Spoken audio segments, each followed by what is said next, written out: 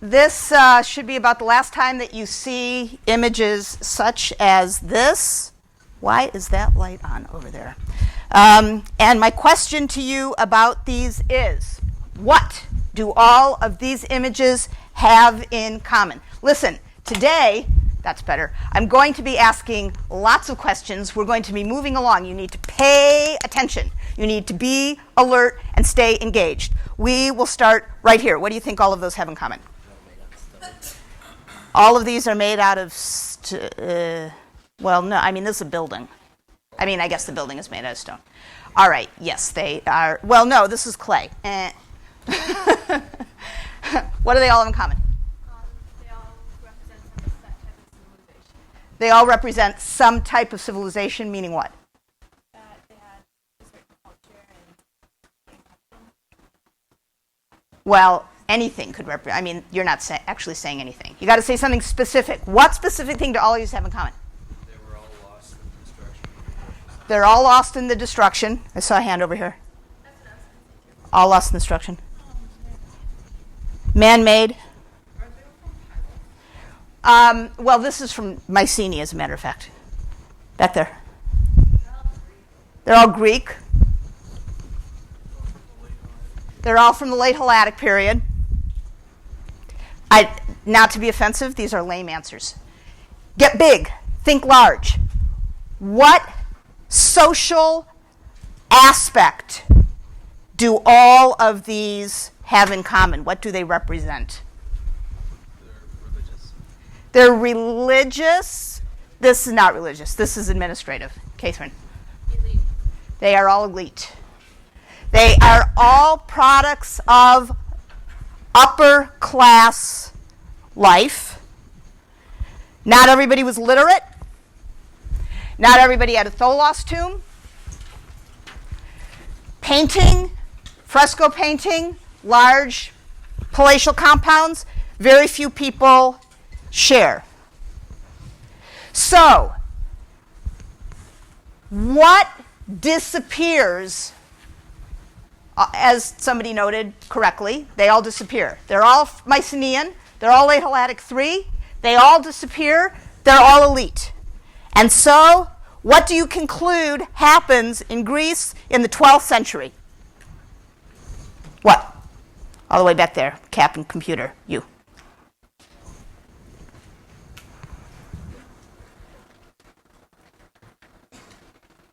Help him, somebody next to him. There's not an upper class, lower class divide anymore. There's not really an upper class anymore. The upper class, it is the elite, the products of elite culture that go away. We know that the people don't go away because people continue to live in various parts of Greece and we can track them. We know it's the same people, or much of the same people, because eventually when the language starts to be written again 400 years later, it's the same language. The alphabet's different, but the language is the same. So it's not the people that leave. It's the society that changes. How does that society change? That's how it changes.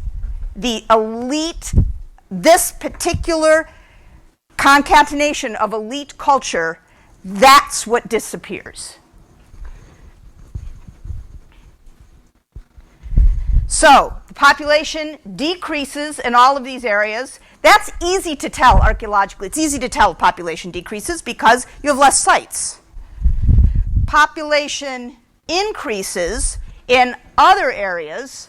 Population exists in other parts of Greece too, but these are two areas in particular where population actually goes up, settlement density increases. Achaia, the region of Achaia and Elis actually, and Eastern Attica. Yes, Catherine. How can you tell when the lack of sites means a decrease in population rather than an absence of any remain? Like maybe something happened to the remains and they're not there anymore? How can you tell that it just, well, you are correct that what we have are fewer sites. What we conclude is that there are fewer people in that area. Why? Because the sites that we do have are, the village sites, are the same sort of thing as the village sites that were here. So we just have fewer of them. It's not as if we had the sorts of remains in the 13th century that were ephemeral, such that we think that, well, we might just not have them from this century, but we happen to have them from here, which is, anyway, that would be a little hard to explain. So we have fewer sites, and we conclude on that basis that we have fewer people. Now, a 5-minute course in which you all learn how to be an archaeologist by dating pottery. Very critical, very fundamental, because pottery is the most common, by far, discovery on an archaeological dig. Anybody who thinks that they would like to go on an excavation, which is a splendid thing to do, I encourage it. Please, you came in, get 2 handouts right there at the front. You will find, perhaps to your distress, that you will spend way more time studying dirty little broken pieces of pottery than you ever thought possible. Why? Because A, we have lots of pottery. They had lots of pottery, therefore we have lots of pottery. And B, pottery tells us quite a bit. First and foremost, by studying shape and style, the decoration, we get dates. Now, this is a Mycenaean perfume jar of the 13th century BC, late Helladic 3B. What do these 2 vessels have in common in terms of style? Take a minute and make a list of at least 3 things, come up with at least 3 things, talk to the person next to you, fast. 3 things that they have in common.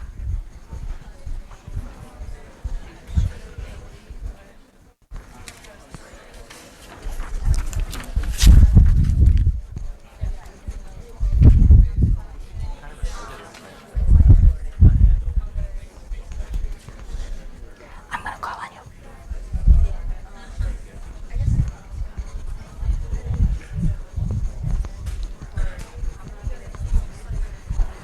All right, something that they have in common. I'm talking about the decoration, not the shape. Similar colors, and what's the color? Let's call it dark. What's the color of the clay? Light. All right, excellent. We call that, guess what? Dark on light.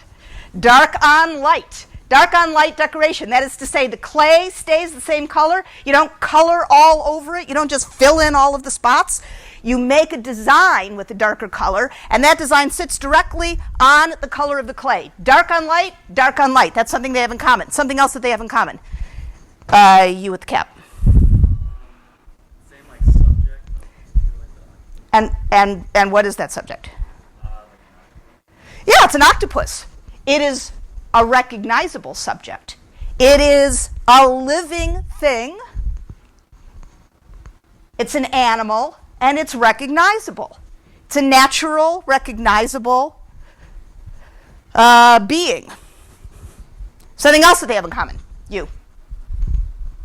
It's like curves, and then there's like straight lines all the way around in the middle on the right, and it looks like it's almost. So these straight lines here are sort of the same idea to these straight lines here. But the decoration itself is pretty swirly. Swirly and curly. Dark on light, an animate, recognizable creature, swirly and curly. Something else that they both have in common.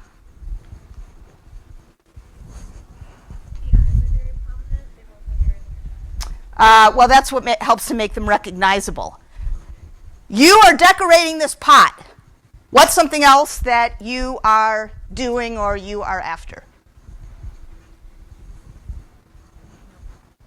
No? Both of the octopus are kind of like symmetrical. They are symmetrically placed on the pot.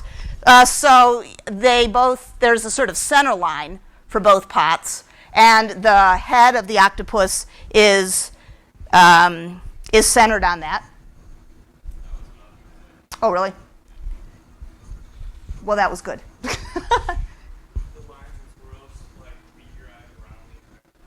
The lines and swirls lead your eyes around the entire pot. In fact, the entire pot provides the field for the decoration.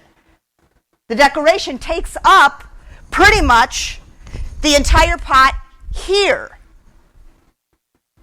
Not here, though. So that's something that you could characterize as this. The person who painted this pot used all the space to hand. The person who painted this pot did all of the other things like this that we just mentioned. Dark on light, swirly, recognizable creature, symmetrically arranged, but has kind of compressed the design so that it just takes up the middle area of the pot. That's why you have those additional lines taking up space. Mine is a question.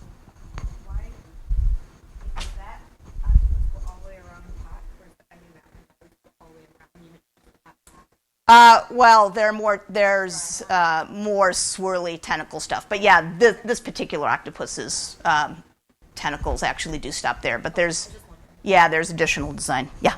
Even though the one on the left covers the whole pot, they both end on lines. They end on lines. There's lines at the bottom and there's lines in the middle, and they both end on lines. Oh, so there's like a little bit of a border that's made. Yeah, that's true. There's a little bit of a border.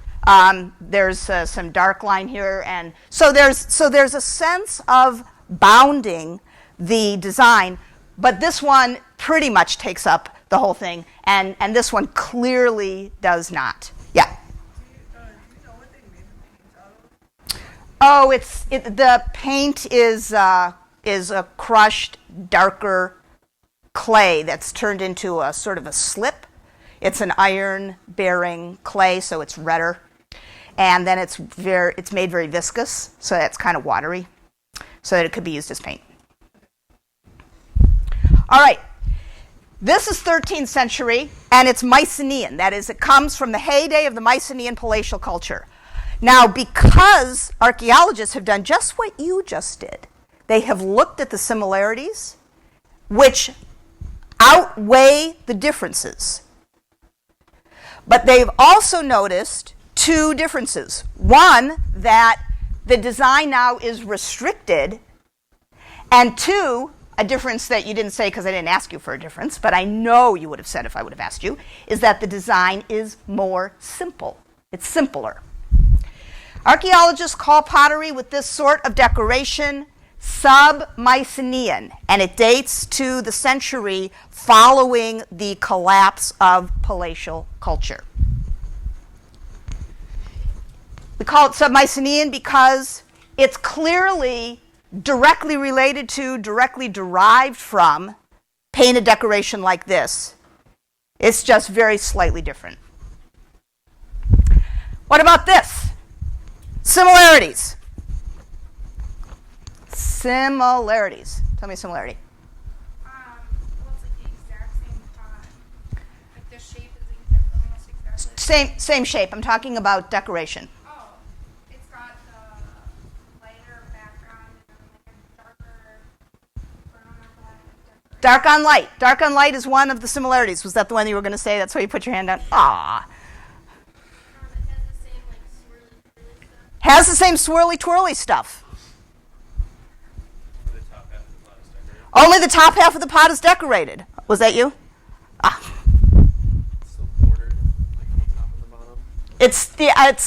It's got a border on the top. It's got a border on the bottom. It's got sort of blank space. But yeah. Okay. Difference. Oh, do you have another similarity? Yeah, the neck banding is almost exactly the same. The neck banding is almost exactly the same. That is so true. The shape is very similar. The neck banding, and so the whole treatment of the pouring spout is just about identical. Absolutely. Difference. It could be snails, but it's not really like identifiable as a creature. It is not identifiable as a creature. It's turned into a design. No longer being. Now, That was, any other differences? Okay. That was many more similarities than differences. Yeah? And so, we still call this kind of pottery sub-Mycenaean because the similarities really outweigh the differences. But we date this later in the 12th century because the one difference is a very significant difference. We've lost, this painter has lost any either ability or desire to paint an actual living thing. This is not a subject anymore. It's just a design. So the way in which the design is painted is very similar to the earlier, let's say this is 50 or 75 years earlier, but the subject is now different. Although if you knew about this, you might say, oh, well, I think that's what this could be. But it doesn't need to be, and if you didn't know about this, you wouldn't necessarily think of it.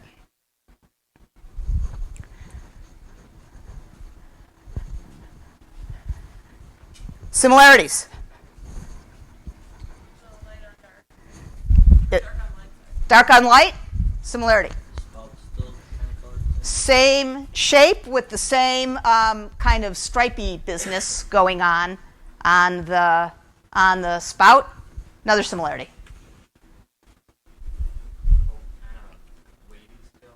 Both, yeah. So there's some waviness. This sort of look like what's that old Betty Boop curly thing on the side of her head. Both unrecognizable figures. Both simple. They are both simple. Differences. The one on my right looks a lot more crude in its overall construction and paint job. It just doesn't look as artistically.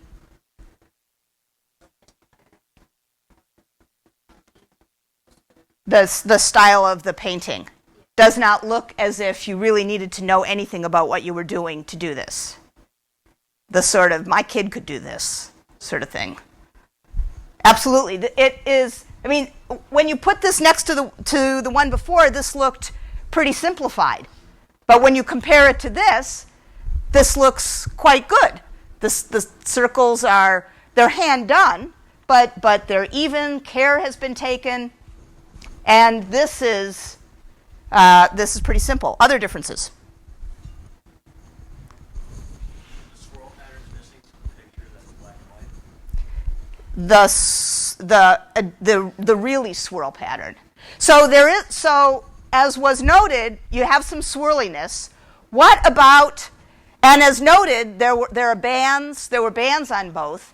But what is the ratio here of, I know this is like, are you kidding? Do archaeologists really do this? Because this seems way too simple. But actually, when it comes to dating the sort of pottery, this is how it's done, folks. So the lid is off. Secret is out. What is the ratio of swirliness to non-swirliness? It's about... what are you, a scientist? Get more simple, 6-2. More swirly than less swirly, about the same. I'm talking about space on the pot, or less. Opine, you. This one.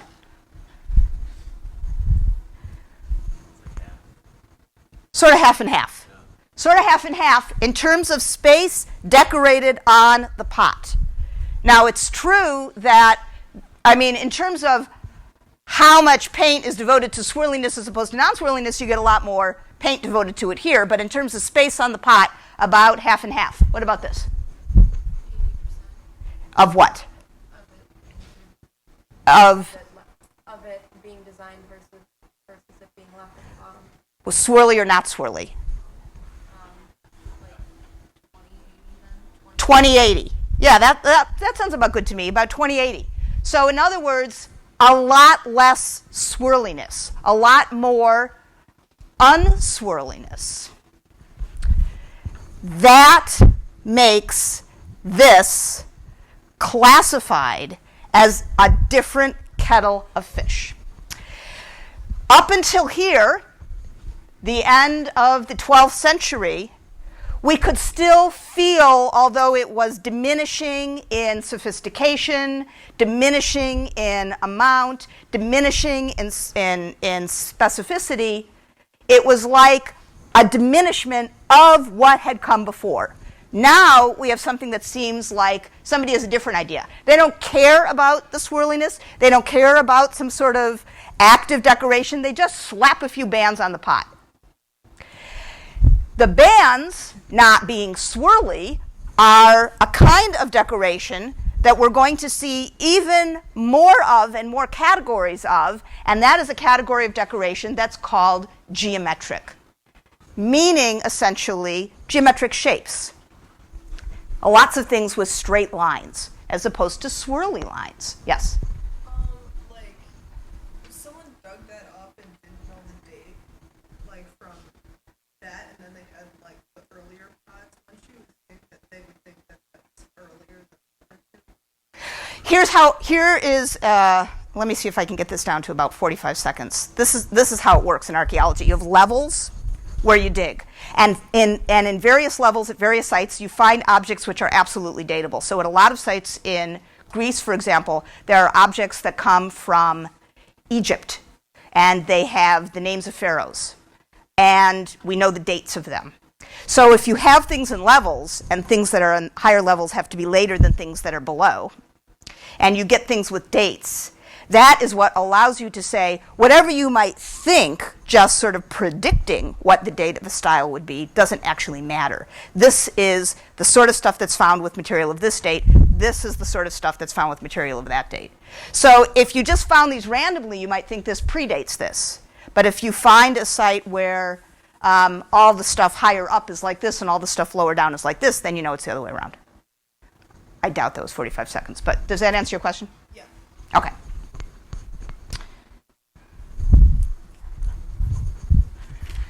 11th century, early protogeometric. Differences.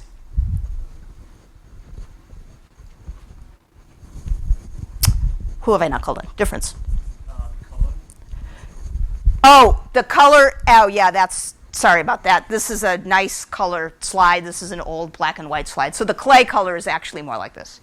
So actually, no. But I can see why you would have thought that. Difference. Somebody in the back. Yeah. You know, thank you for saying that.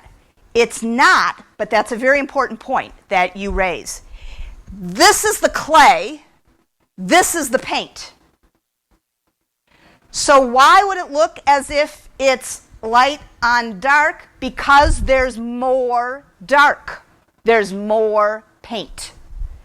Somebody has decided to color more of the pot with paint. And so we are now about a century later, 10th century, and this is called protogeometric. Protogeometric, 10th century.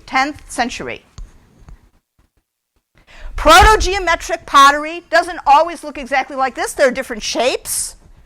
Sometimes you get little cups, sometimes you get bigger cups, different sorts of juglets such as these. What do all of these have in common in terms of their decoration? What do they all have in common in terms of their decoration? There's a lot of paint. There is more paint than not. The ratio would be, much more paint than not. Yeah. Dark to light. Yes. There's a lot of little rainbow shaped things on them. These concentric circles. Yeah. What about these? Back there.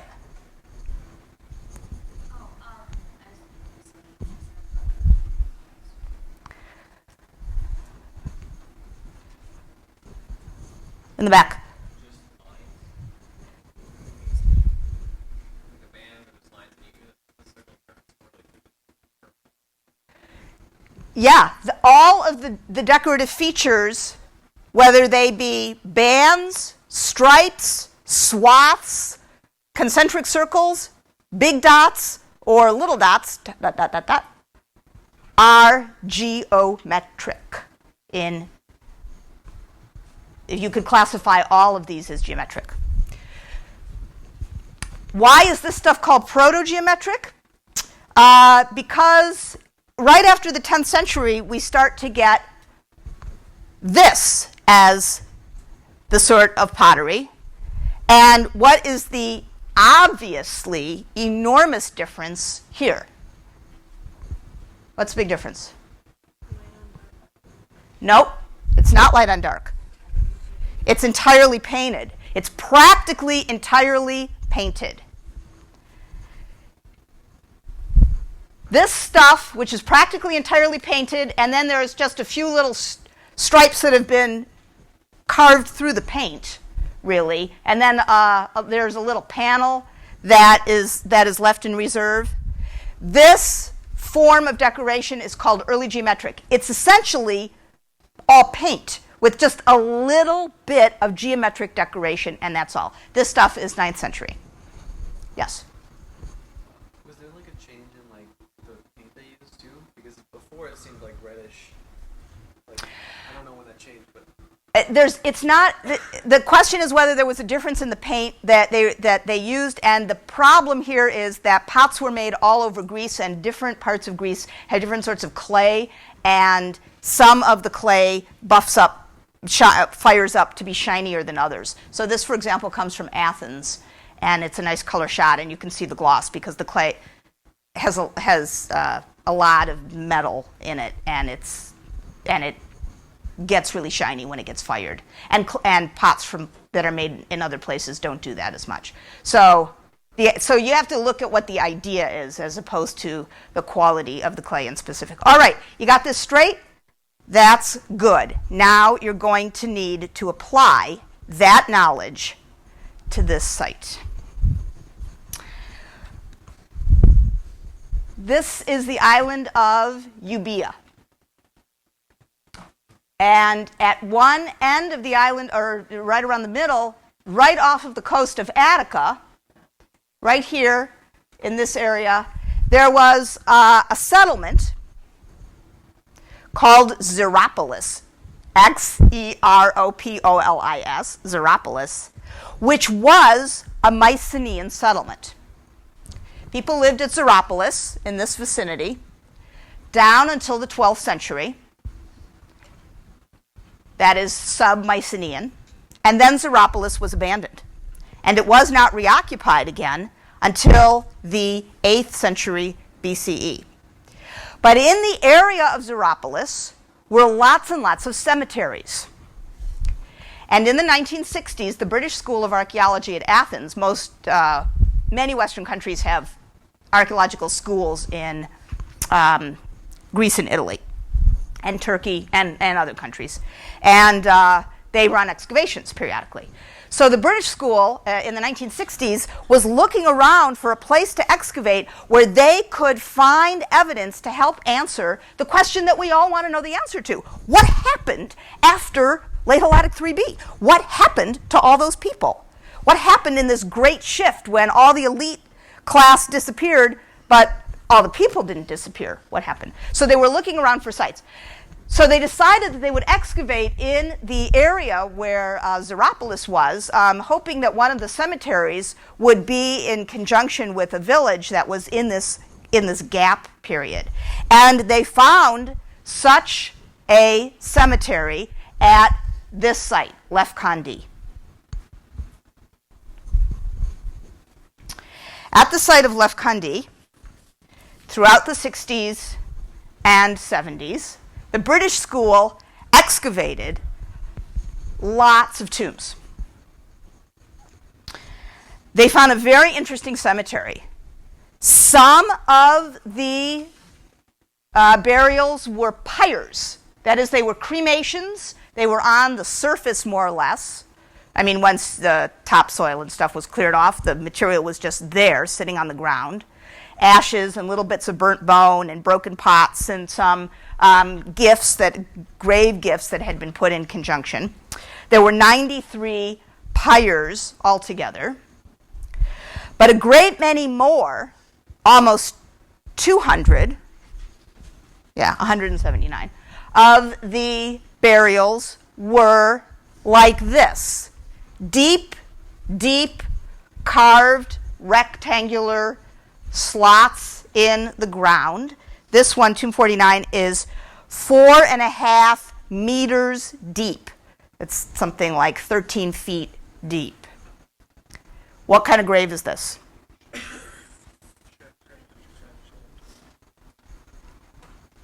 I do not hear anything from the back. What kind of grave is this? Thank you. This is a shaft grave because it's cut down very deeply, and then way at the bottom are the burials. In this one, Tomb 49, there were 2 inhumations. So this cemetery had both cremations and inhumations. The cemetery is called Tumba, incidentally, the Tumba Cemetery, because here you see a plan of some of the graves, and in this area of the site, there was a great big, seemed like a great big natural mound, which in Greek is a tumba, is a big mound. And so the cemetery that was discovered right outside the natural mound was called the Tumba Cemetery because it was right outside that. You say it was 279 tombs, or was it 179 cist and shaft graves and 93 pyres. Many of the graves had a lot of finds in them, a lot. So here is Tomb 80. You're looking at the cover slabs. This is as the archaeologists found them. And when the cover slabs came off, there were all of these whole pots sitting under the ground and lots of,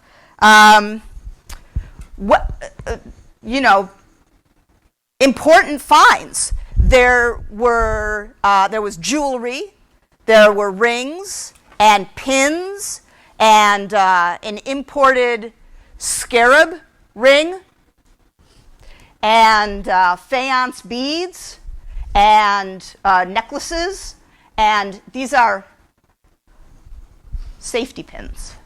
They're an ancient safety pin. We call them fibulae,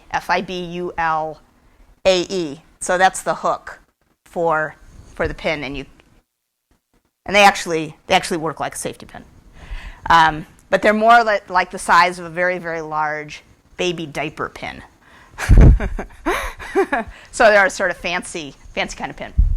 And long, elongated pins. So lots of metal, lots of nice artifacts like that. Lots of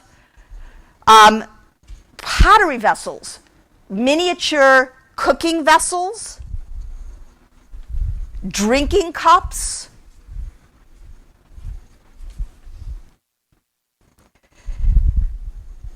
other sorts of drinking cups, little jar with a lid, a big two-handled jar. We call this kind of jar an amphora, A-M-P-H-O-R-A. Amphi means both or two, like ambidextrous. And an amphora is a jar with 2 handles. What's the date of Tomb 80? I give you 30 seconds to talk to the person next to you. The date of Tomb 80.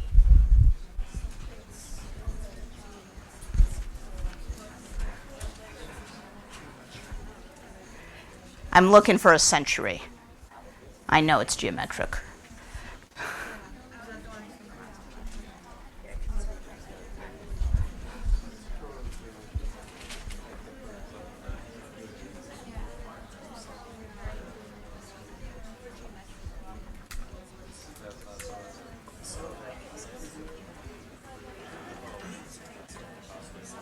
All right. What's the date of Tomb 80?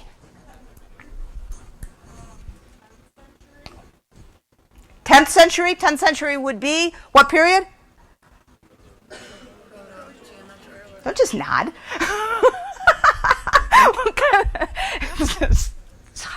Protogeometric. What characterizes protogeometric? What characterizes it?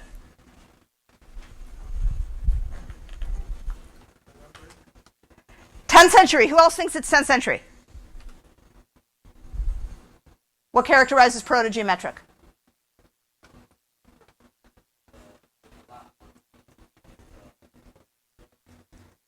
There's a lot more paint, and it's more simple, or it's simpler. Is that what you see here? It's like large geometric designs where there's like a sgraffito technique where they like raised off the glaze instead of painting it on. That is what characterizes early geometric, correct? So that's what you mean, where this is essentially all painted black, and then a few bands are scraped away. So early geometric is practically completely covered in paint with a tiny bit of geometric decoration. Is that what you got here?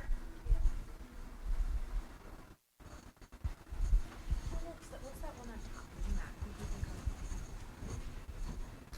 It's even later because the one at the top left corner has even more geometric designs on it than the early geometric one. So it doesn't come before the early geometric one.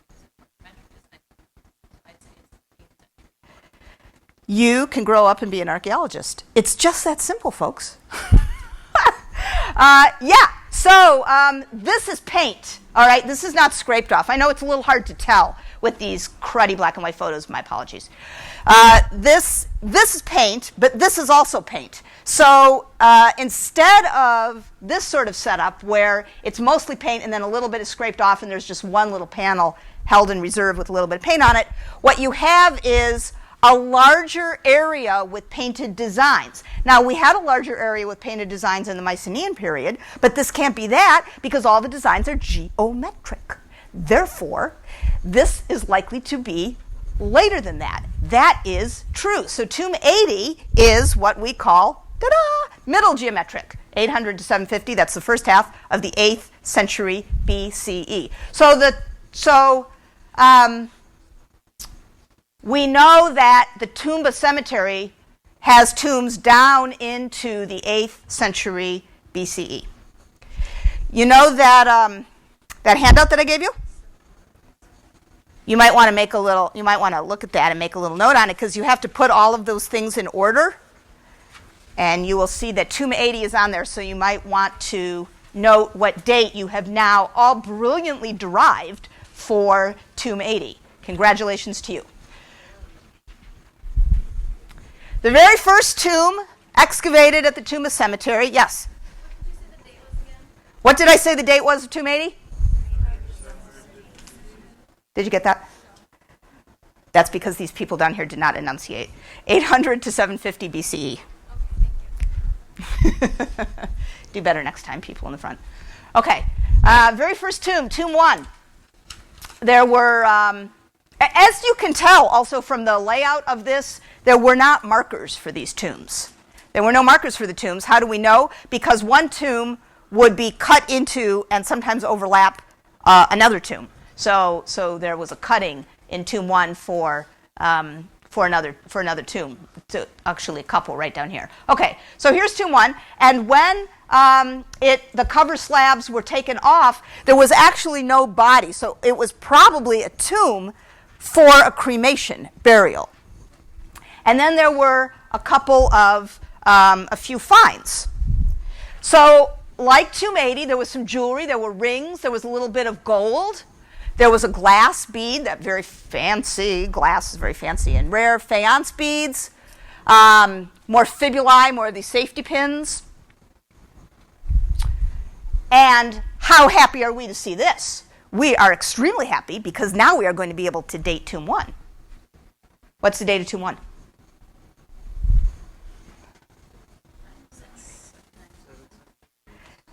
Whoa, so I've heard 9th, 8th, and 7th.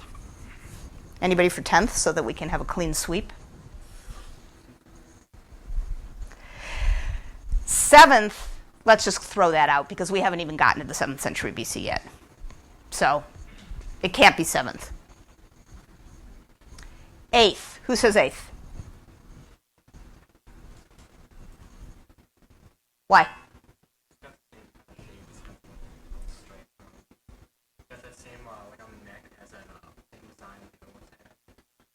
It has the same sort of shape and has the same design. Now, here's the problem with geometric. There are only so many choices. You got your triangles. You have your stripes. You have your concentric circles. That's practically it. It's quite the limited repertoire. That's the problem with geometric. So that the designs themselves are the same sort, that's not much use in and of itself.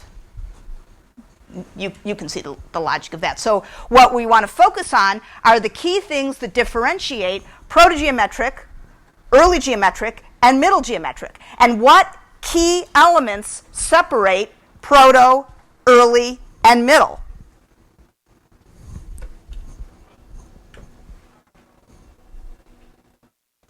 That's not a good answer.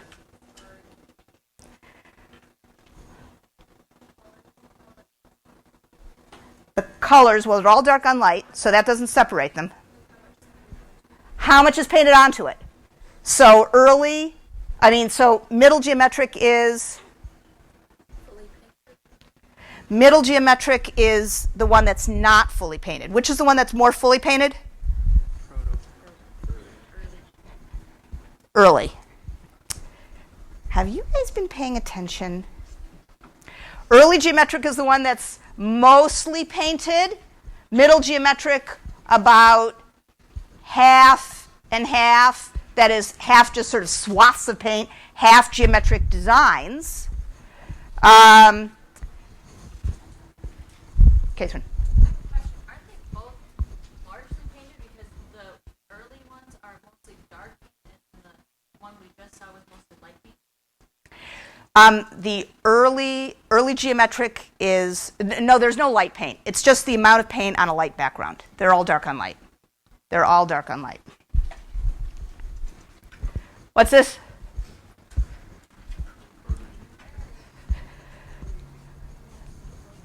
What's that? Proto. Date? 10th century. Does it look like this? Who said no? Why not?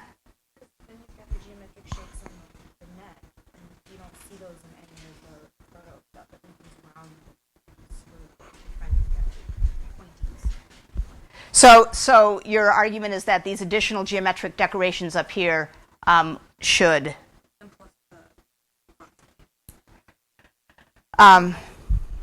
Yeah, and? It just seems a lot more elaborate. Like the circular designs in the older one, they don't have like tassels on the circles or anything. Oh, the little dots. Well, this one didn't, but other ones did. Okay. Other ones are the protogeometric ones that I showed you did. They had little dots around the concentric It just seems circles. a lot more elaborate to me. It seems a lot more elaborate to you. Here, I see your point. And for the sake of being able to get to the main event here, let me just say we have, I guess what? I have actually sort of simplified this, but there are lots more middle geometric with more. One of the categories of middle geometric is that there are more boxes, panels on the pot, and each one will have different sets of design. And protogeometric just has a much narrower range. So for those of you that wanted to call this protogeometric, the archaeologists at Lefkandi agree with you. Sorry about that. And that allows us to date Tomb 1 to the 10th century. This was also found in Tomb 1. It's a little head. It's an identifiable head. It's a head of a person. But just the head. Just the head. Right near Tomb 1 was Tomb 3. Here are the pots from Tomb 3. What's the date of Tomb 3? What is the date of tomb 3? I didn't say that because what I heard was wrong. I said that because I only heard stuff from the front row. Somebody back there. You all the way in the back. What's the date of tomb 3? Why? Because that's what she wants to hear. That's why.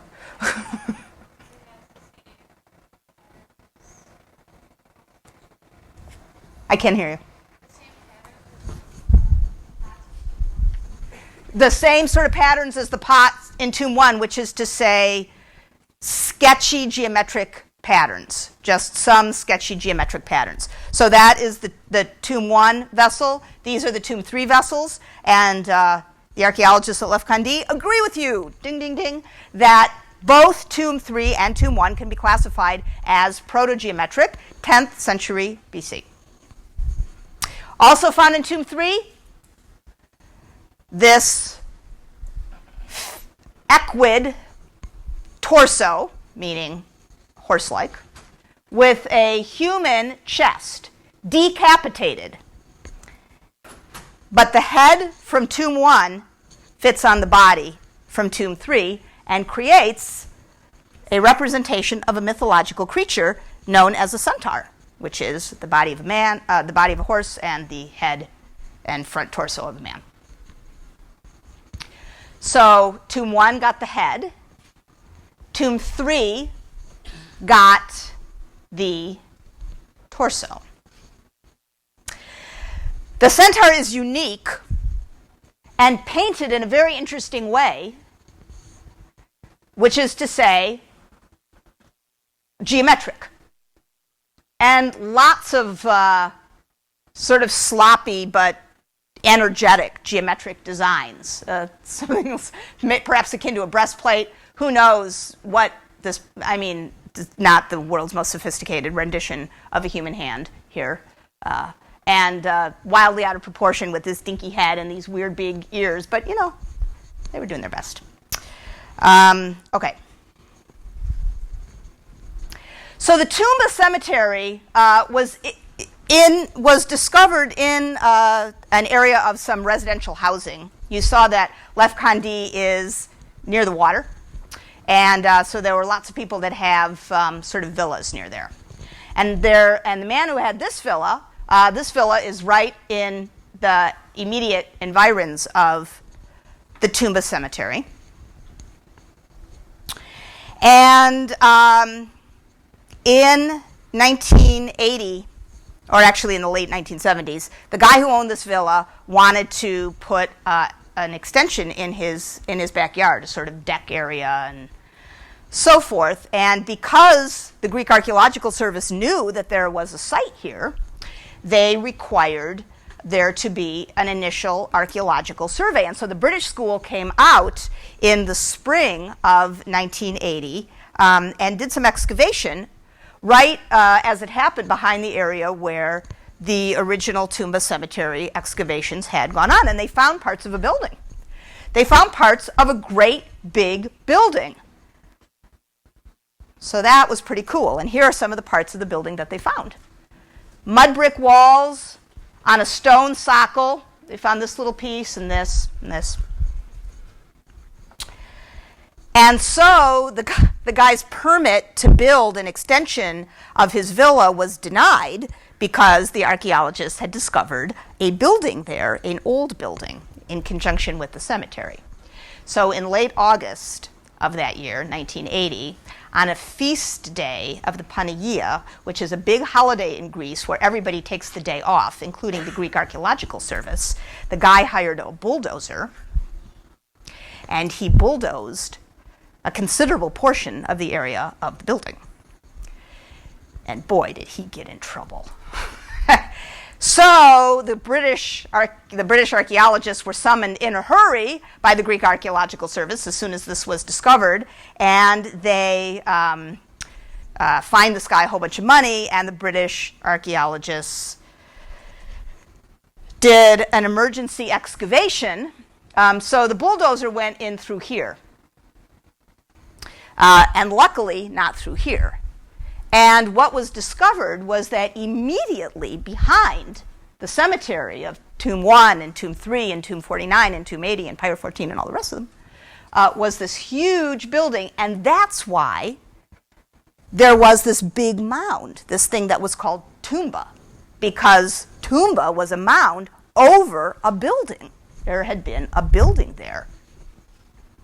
In the middle of the building were two deep shaft graves. In the northern shaft, there were the skeletons of 4 horses.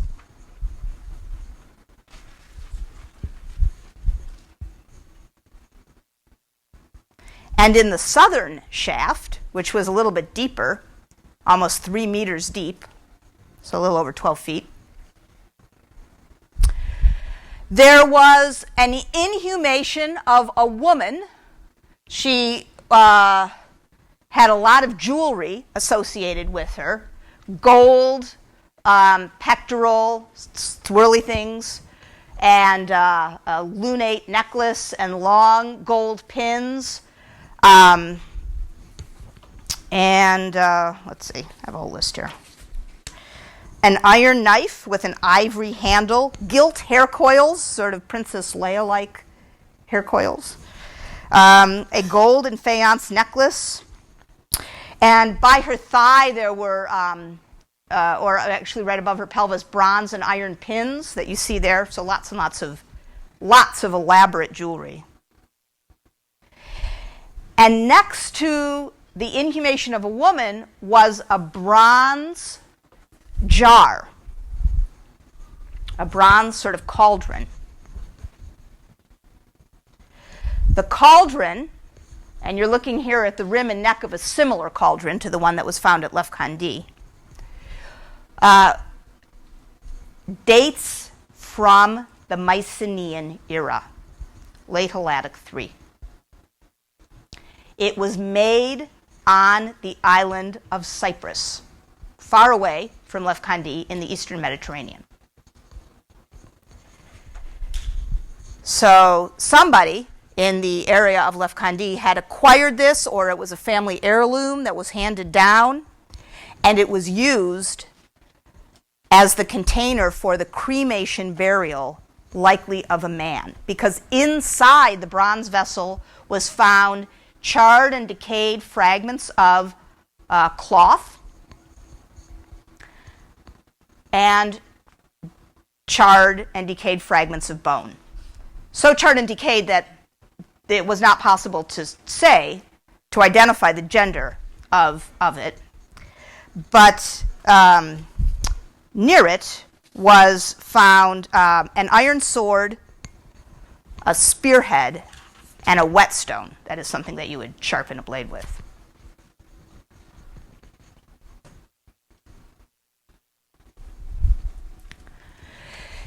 The archaeologists found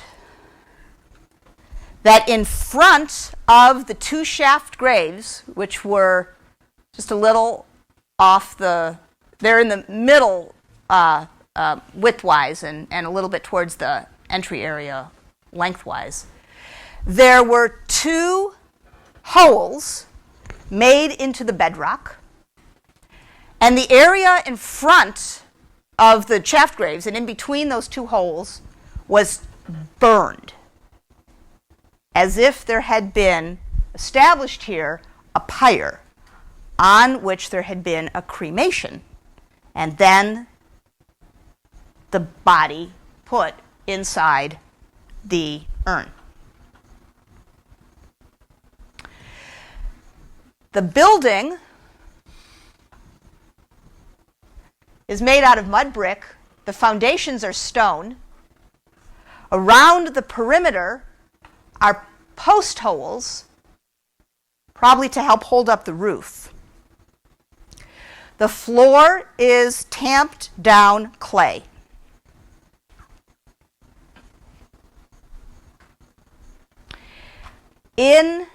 Tamped in to the clay were some pottery sherds, but not very many, hardly any. And also mixed in and having fallen down into the clay was a lot of thatch, suggesting that that's the sort of roof that there had been, and that wherever thatch was found, probably that part of the building had originally been roofed.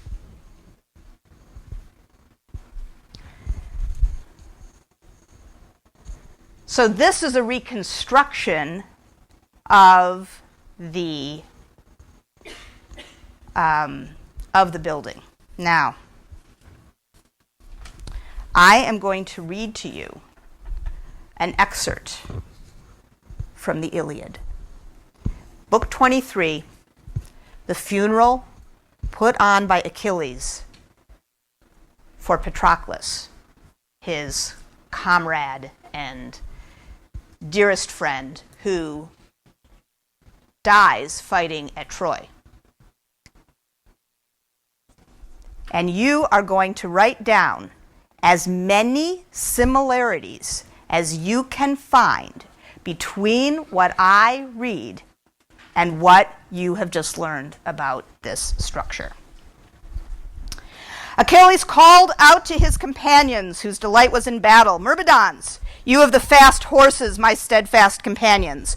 With those very horses and chariots, we must drive close up to Patroclus and mourn him, since such is the privilege of the perished.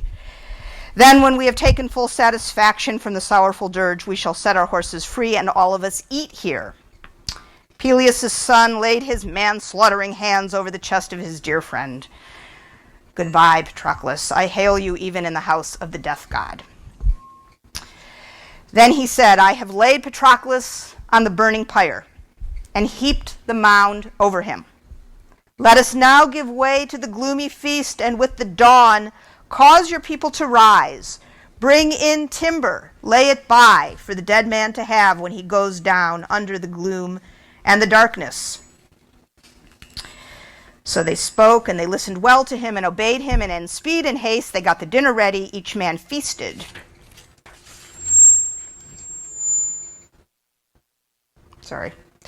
Achilles had chosen a place for a huge grave mound for himself and Patroclus.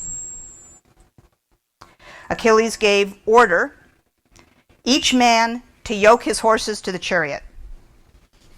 In the midst, the companions carried Patroclus. They covered the corpse with locks of their hair, which they dropped on him. Close mourners stayed by, piled up the timber, built a pyre 100 feet long, and on the peak of the pyre they laid the body, sorrowful at heart, and in front of it skinned sheep and cattle. Then they set beside the body 2-handled jars of oil and honey, and drove 4 horses with strong necks swiftly aloft the pyre with loud lamentation. And there were 9 dogs of the table that had belonged to Patroclus. Of these he cut the throats of 2 and set them on the fire. And he also killed 12 noble sons of the great-hearted Trojans with the stroke of bronze. They put the flames on the pyre, called upon the soul of unhappy Patroclus, and then when the dawn star passes across the earth, Achilles straightened himself upright and woke, put out the pyre that was burning with gleaming wine, lay the bones in a golden jar, build a grave mound, broad and high, gather up the bones of the companions, and then Achilles held the people there, made them sit down in a wide assembly, and brought out prizes for the games. Great cauldrons and tripods and horses and mules. He set out prizes for 5 games. First, for speed of foot among the horsemen, and then various other of the events are elaborated. And then Achilles says, son of Atreus and all you other strong grieved Achaeans, these are the prizes for the games that we will celebrate in honor of Patroclus. Tell me something that's the same.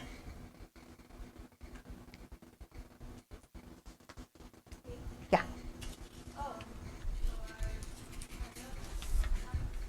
Say what? That there's a pyre. Tell me something else that's the same. Well, they said that there was burnt cloth in the jar with him, and they said they skinned like sheep and stuff, so that it might be the burnt cloth that was left over. Or... So the body is wrapped in a shroud. Something else that's the same. Ryan. 4 horses. Something else that's the same. The cauldrons, the gifts. Something else that's the same. His remains are put in. His remains are put inside a jar. Is that what you were going to say? What are you going to say? The timber around it. The wood. Something else that's the same. The grave mound. Something else that's the same. Very, very long. So extremely noticeable. Very, over large.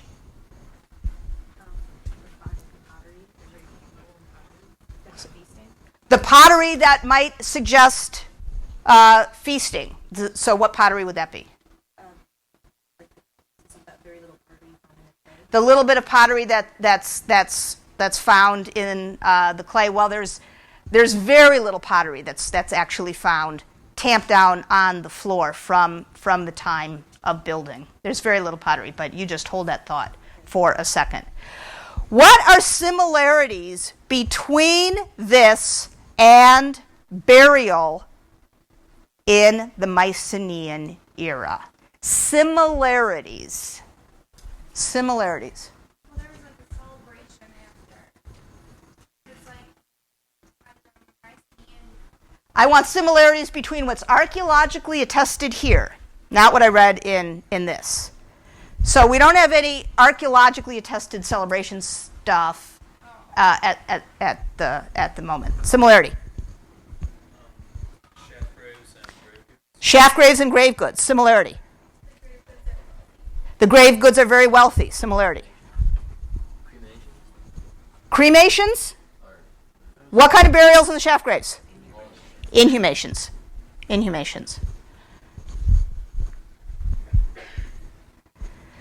Of the similarities that you just hopefully wrote down between Tumba and Iliad 23, how many of those do you see in Mycenaean burials?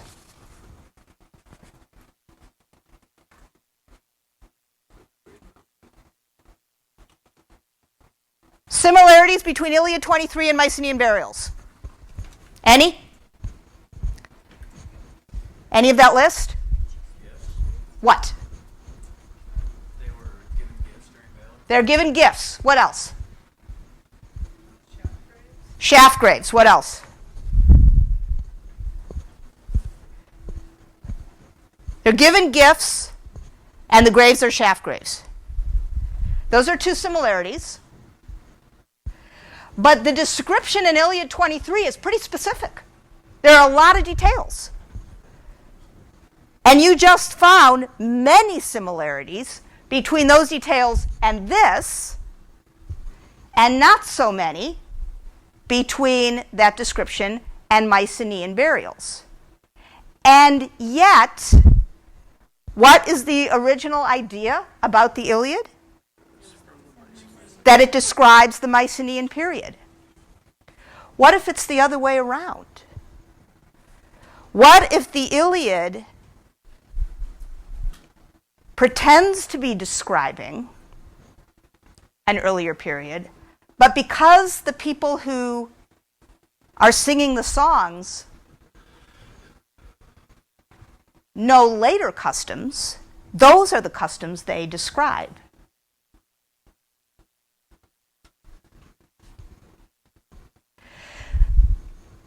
The Tumba mound that covered this building was not natural, it was man-made. The building was never completed. It was partially completed because we know that there was some roofing material found. But down here at this end, it turns out that in this area, below the surface of the ground that had the Tumba building were earlier tombs, Mycenaean period tombs, because this was an area of cemetery for a long time. There were Mycenaean chamber tombs below ground, that is, cut below ground. And because of that, the ground was unstable there. The people who built this didn't know that. And the instability of the ground here caused this end of the structure to collapse before it was completed. And so,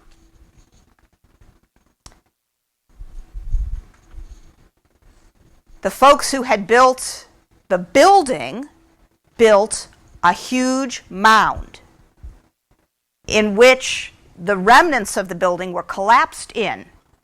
And inside the mound were 1/2 ton of pottery vessels. And this is some of the pottery vessels. When was the mound put over the building?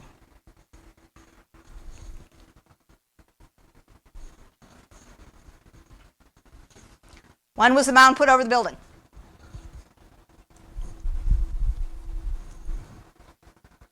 I'm looking at you.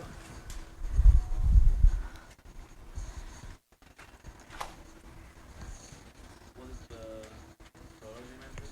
Why would you be saying that? Because like it's not completely dark. It's like look at the bottom left one, like the good amount of it, like the dark, and then there's still like the basic simple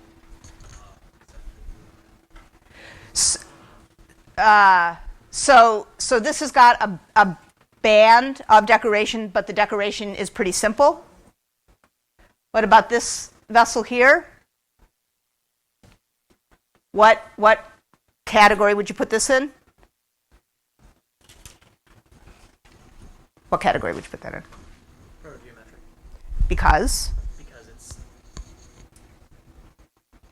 laid out. Because it's simple. Because it's geometric. It's Because there's one panel of geometric. that's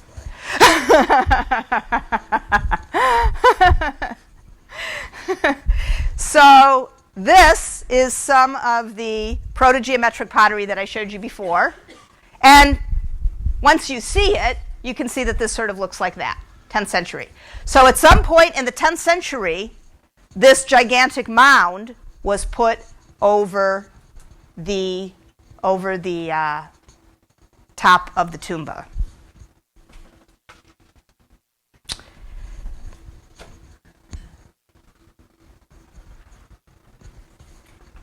Those similarities between Tumba and Iliad 23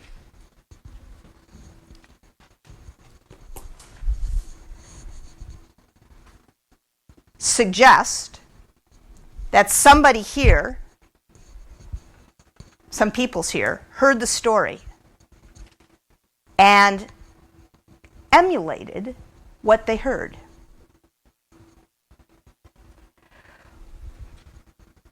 A mound like this then would stand and remind people that some heroic person, some important person, some powerful person was buried here. That's what large standing remains do. And naturally, if you live in this area and you know about the stories and you hear the songs, you would associate these strong and powerful people with those stories. What is the last event in the excerpt from Iliad 23 that I read you? What was the last thing that happened? Didn't he have to like stay? Why? I don't remember. Funeral games.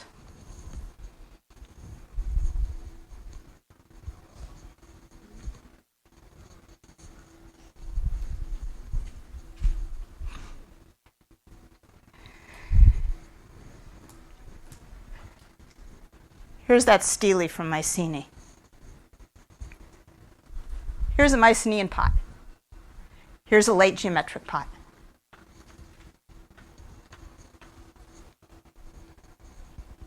We'll start with the similarities and put everything in order on Tuesday.